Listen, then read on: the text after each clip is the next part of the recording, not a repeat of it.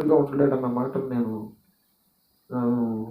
నాకు గుర్తుంది. అక్కడ చూడండి, అదిగో నీ సన్నిధిని నీతిమంతుడిగా ఎంచబడ్డాడు. Thank you రత్నండి. సజీవులలో బతికుండా వాళ్ళలో ఒక్కడ కూడా దేవుని సన్నిధిలో నీతిమంతుడిగా బ్రతకలేటంటాడు.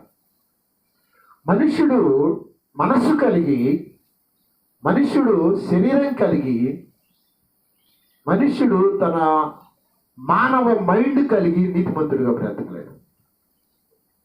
తను కరెక్ట్ అనుకుంటాడు, కానీ తన మట్టుకే కరెక్ట్, ఎదుటి వాళ్ళకి కరెక్ట్ కాదు.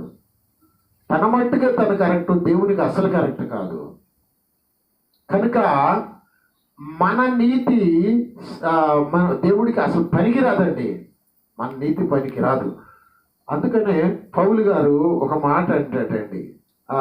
ఫిలిప్పీలు రాసిన పత్రిక 3వ అధ్యాయం 9వ వచనములో మొదటి మాట ఒకసారి సహాయం చేయండి. క్రీస్తును సంపాదించుకోండి. చాలండి. క్రీస్తును సంపాదించుకుంటే మనము దేవుని నీతిని సంపాదించుకుంటాం. ప్రైజ్ లార్డ్, హల్లెలూయా చెప్పండి ఒకసారి. క్రీస్తుని సంపాదించుకొని, నేను మిమ్మల్ని అడిగితే మీరు అంటారు, నేను సంపాదించుకున్నానయ్యా అని మీరు అంటారు. ఖచ్చితంగా అంటారు కదండి.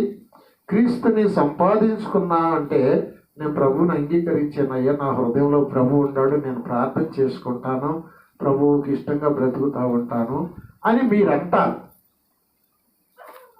అంటారా? అంటారా? సంపాదించుకున్నామే, మారుమనసు పొందాం, బాప్తిజం పొందాం, రాత్రి బలలో కూడా పాలు పొందాం, క్రీస్తుని మేము సంపాదించుకున్నాం అని అంటారు. అయితే నేను ఒక మాట అంటాను, మీ హృదయంలో యేసుని చేర్చుకున్నారు, బాగానే ఉంది, కానీ ఆయన విధేయతను సంపాదించుకున్నారా మీరు? ఓ హల్లెలూయా. ఆయన సంపాదించుకున్నారు, ఆయన విధేయతను సంపాదించుకున్నారా? ఇది నా ప్రశ్న. ఆయన ప్రేమను సంపాదించుకున్నారా? ఇది నా రెండవ ప్రశ్న. ఆయన సాత్వికాన్ని సంపాదించుకున్నారా? ఆయన పోలికలు సంపాదించుకున్నారా? హల్లెలూయా. ఎంత సంపాదించుకున్నారు క్రీస్తుని? మీరు దేవుని నీతి మీకు కావాలి అంటే పౌలు గారు అంటాడు, ధర్మశాస్త్ర మూలమైన నా నీతి కాదు, క్రీస్తును సంపాదించుకోవటానికి ఇన్నాళ్ళు చాలా సంపాదించాను, నేను మహాజ్ఞానిని, అన్ని గ్రంథాలు నేను చదివాను, లోకాన్ని మొత్తం అవపోసన పెట్టాను, నేను విద్యలు తెలుసు, నాకు చాలా విద్యలు నేర్చుకున్నాను, కానీ క్రీస్తును సంపాదించుకోవటానికి ఇవన్నీ ఇచ్చి నష్టమే రాని నేను అనుకొని వదిలేశాను. ఈ లోకంలో నువ్వు సంపాదించేది ఏదైనా నష్టమే అంటాడు పౌలు గారు. మరి లాభం ఏంటి అంటే, క్రీస్తుని సంపాదించుకొని, నా నీతి కాక క్రీస్తుని సంపాదించుకొనుట ద్వారా దేవుడు నాకు అనుగ్రహించా నీతి కలిగి నేను ఆయన ఎదుట నిలబడతాను.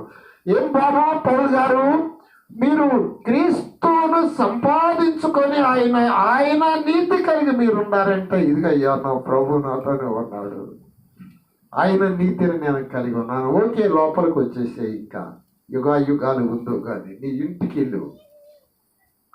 ఓ నా దైవ బిడ్డ, దేవుణ్ణి ఎరిగిన పరిశుద్ధులారా, పరలోక రాజ్యంలో నివాసం చేయడానికి సిద్ధపడినటువంటి అమూల్య రక్తముతో కడగబడిన దైవ జనాంగమా, ఈ మాటలు మీరు వినాలి, ఈ మాటలు మీరు ఆలోచించాలి.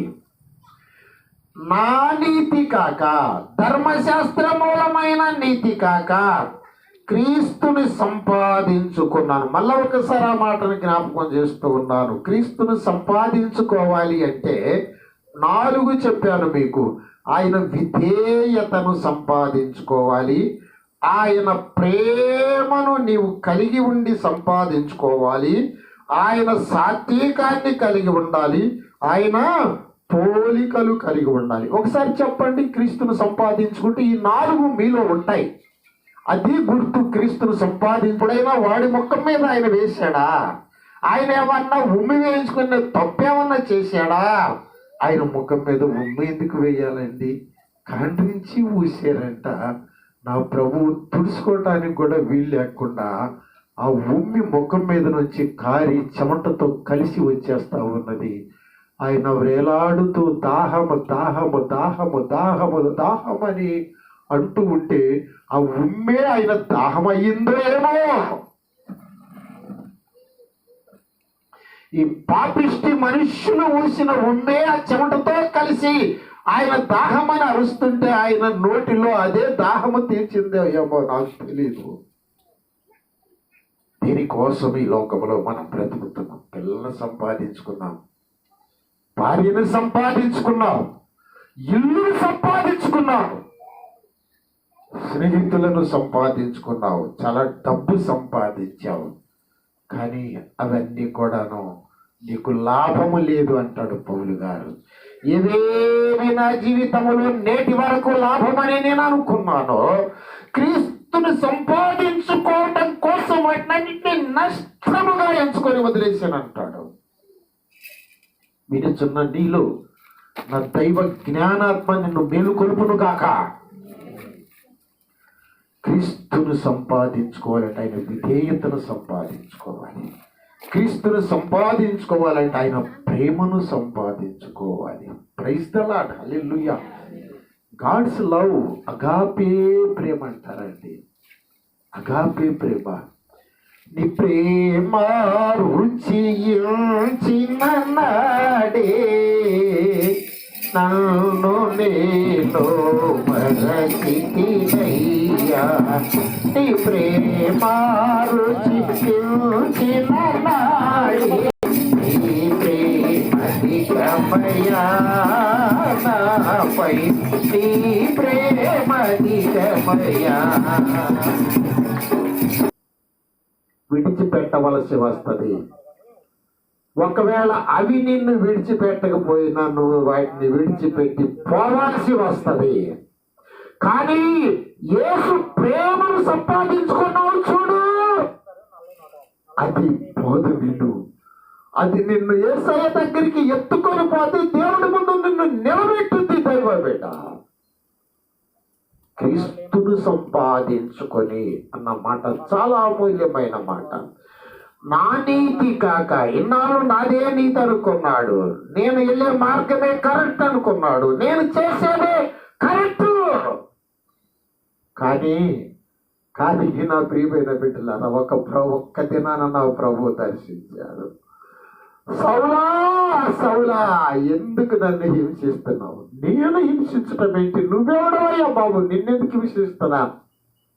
నేను ఎవరిని అనుకుంటున్నావు? నువ్వు హింసిస్తున్న క్రీస్తుని. నా ప్రియమైన తల్లి, నా ప్రియమైన సోదరుడా, నువ్వు తిట్టేది ఉన్నో తెలుసా?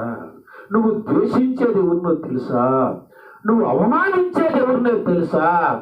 యేసుక్రీస్తు రూపంలో ఉన్న మానవుణ్ణి మనుష్యుడు ఎవరనుకుంటున్నావు? దేవుని రూపం, దేవుని పోలిక, దేవుని ఆత్మ కలిగినటువంటి మనుష్యుని నీవు ద్వేషించి, దూషించి, హింసించి అవమానపరిస్తే అది దేవుణ్ణి నువ్వు అవమానపరిచినట్టే. కనుక మాను, ఆ హృదయాన్ని మార్చుకో, ఆ మనస్సు మార్చుకో. నా నీతి, నీ నీతి, స్వనీతి మురికి గుడ్డ, మైల పట్ట. మా సోదరుడా, ఆ దేవుని నీతి. ఇంకొక మాట చెప్తాను. నేను చెప్పాను కదా, స్వనీతి అంటే దెబ్బకు దెబ్బ, తిట్టుకు తిట్టు. ఒక మాట అంటే 10 మాటలు అనటము.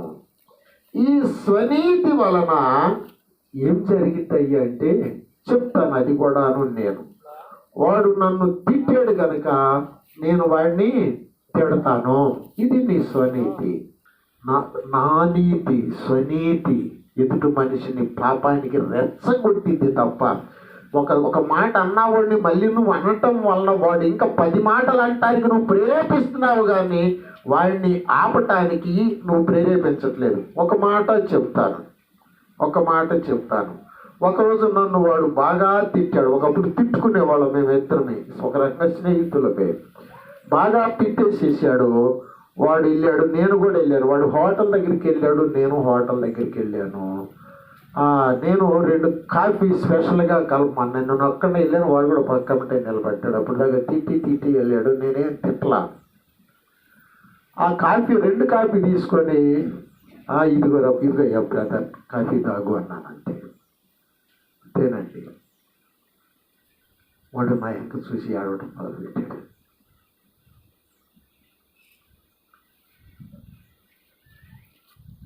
నీవు ప్రేమించగలిగితే, దేవుని ప్రేమను సంపాదించుకోగలిగితే, దేవుని ప్రేమను లోకంలో చూపించగలిగితే ఒక సహోదరుని మారుస్తావు, ఒక ఆత్మను రక్షిస్తావు.